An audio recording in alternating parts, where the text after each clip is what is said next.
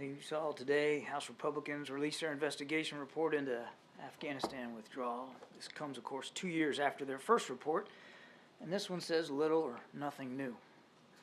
We've already issued comment about the one-sided partisan nature of this report, so I'm not going to belabor that right now, but I do think a brief rundown of actual facts is important.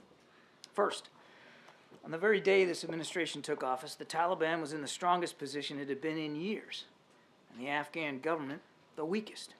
The Trump administration cut a deal called the Doha Agreement that mandated a complete U.S. withdrawal from Afghanistan, and yes, that included Bagram Air Base, by the end of May 2021.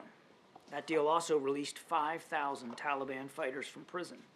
5,000 fighters. In return, the Taliban agreed not to attack U.S. troops, which is a good thing because the former president reduced our presence in Afghanistan from about 14,000 down to 2,500. As General Frank McKenzie, former commander of U.S. Central Command, said himself in testimony, the Doha deal had a, quote, really pernicious effect, unquote, on the Afghan government and military.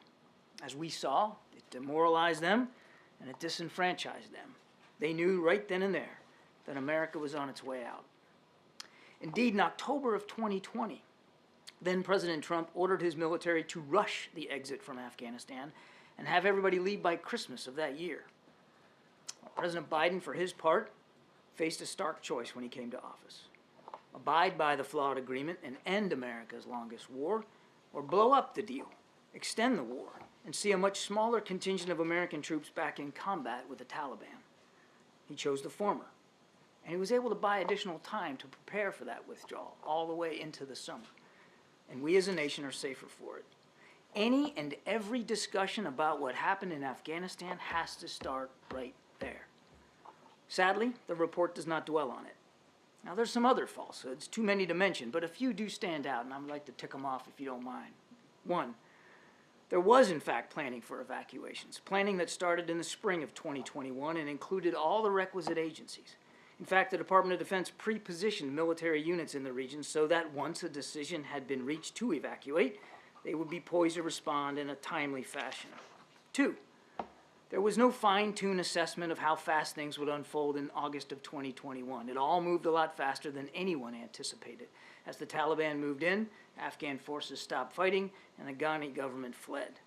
As then Chairman of the Joint Chiefs of Staff, General Mark Milley, said, quote, nothing that I saw indicated a collapse of this army and this government in 11 days, end quote.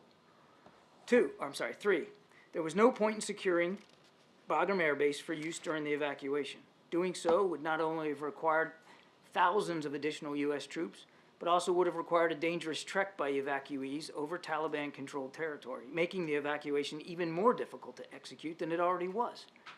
4, there was no handover of U.S. equipment to the Taliban. That equipment had been provided to Afghan security forces appropriately and with congressional approval over the course of 2 decades of war. That equipment was left by those Afghan forces when they surrendered or stopped fighting. And 5, there was no deception, lying, or lack of transparency by this administration, either during or after the withdrawal. We did the best we could every day to keep the American people informed of what was happening. We conducted our own after-action reports and shared those too with the public. And as I mentioned, we cooperated extensively in this investigation and we continue to work with the War Commission. Ending wars is more difficult than starting them. President Biden knew that.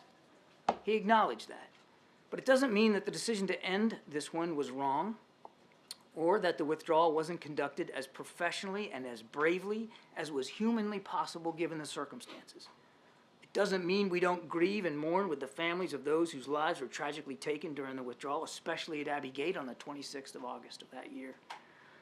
And it doesn't mean that we don't still look with awe and admiration at the many thousands of men and women who waged this war over the course of 20 years. Troops, diplomats, intelligence experts, contractors, and civilian employees from this and dozens of other nations. They accomplished the mission for which they were sent to Afghanistan. They helped make us a safer nation. Sadly, 2,461 of them did not make it home. And many of those who did still struggle with the wounds of war, seen and unseen. As the President has said, we owe them and their families a debt of gratitude that can never be fully repaid. But now that the war is over, our nation can better focus on other pressing national security interests around the world. We would do well in all this partisan rancor over the withdrawal to remember that. Take some questions.